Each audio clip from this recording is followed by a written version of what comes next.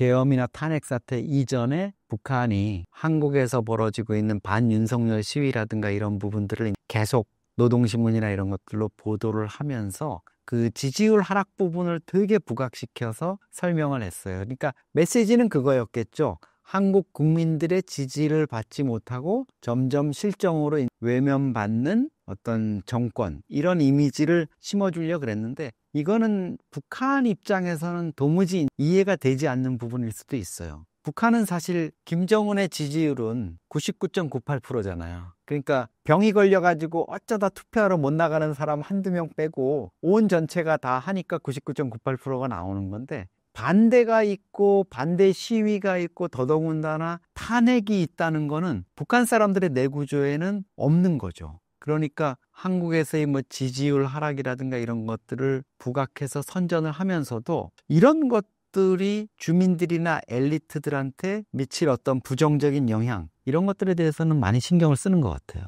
김씨 일가 체제가 80년 가까이 이제 이어지면서 이 포괄적 통치 때문에 주민들이 아무것도 못하고 있잖아요. 이제 한국의 특히 젊은 층들 입장에서는 아니 그렇게 맨날 정치부 수용소 보내가지고 온 가족이 평생 못 나오고 이런 상황, 또 핵이나 미사일 개발 때문에 주민들이 굶어 죽고 이런 상황이면 들고 일어나야 되는 거 아니야? 왜 거기에 있는 사람들은 왜 멍청하게 그렇게 당하고만 있어? 이런 내용들로 얘기를 할 수 있을 거예요. 특히나 이제 북한 지역이라는 게 역사적으로 보면 반란 반체제 사건이 많잖아요. 옛날 뭐 조선시대 고려시대에도 보면 함경북도 이런 데서 밀란도 일어나고 또 뭐 무슨 장군이 거기에서 반란을 일으키고 이런 것들도 있었고, 45년 11월에도 해방 이후에 노동당 정권이 들어서고 소련 군정이 있을 때인데 신의주 학생의거가 그때 생겼잖아요. 그러니까 신의주 지역의 학생들이 북한 공산체제나 소련 군정의 어떤 해악질 때문에 거기에 항의하다가 결국 많은 학생들이 죽거나 심지어 시베리아로 유배를 가기도 했는데, 그만큼 북한 지역도 사실 어떤 반체제, 어떤 불의에 대한 항거, 이런 뿌리는 있는 것 같아요.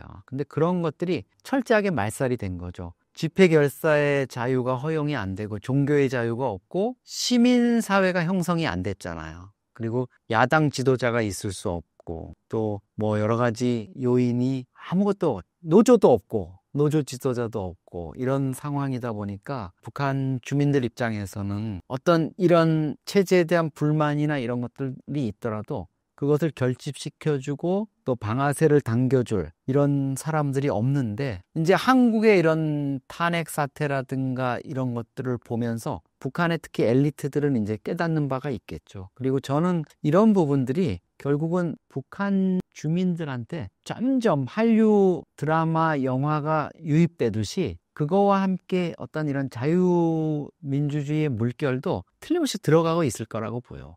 물론 시장경제 자본주의가 그거보다 먼저 더 북한 주민들의 마음을 움직이겠지만 이런 것들이 움직일 거라고 봅니다. 저는 그래서 이제 우리 사회에서 먼저 그런 알을 북한 주민들이 까고 나올 수 있게 좀 울려주는 게 필요하다고 봐요. 물론 지금 대북전단이나 이런 것들 직접적으로 북한 주민들에게 정보를 주는 거에 대해서는 논란도 있고 여러 가지 이제 부작용이 있기 때문에 우리가 조금 더 고민을 해봐야 되겠지만, 예를 들면 죽은 병사들을 위해서 광화문 광장에 누군가가 이제 촛불을 켜고 그 친구들의 사진을 놓고 그 친구들의 신분증을 놓고 어느 누군가가 이 북녘 땅에서 태어났다는 이유로 이북 땅에서 이렇게 무모한 전쟁에 동원돼서 죽는 우리 동포 청년을 위해서 기도를 하고 또 그걸 추모를 하고 이런다면은, 그런 것들이 우리 사회에서 좀 공감을 얻어서 넘쳐나면 북한의 엘리트들, 해외에 나가 있는 북한의 유학생들이라든가 청년들 또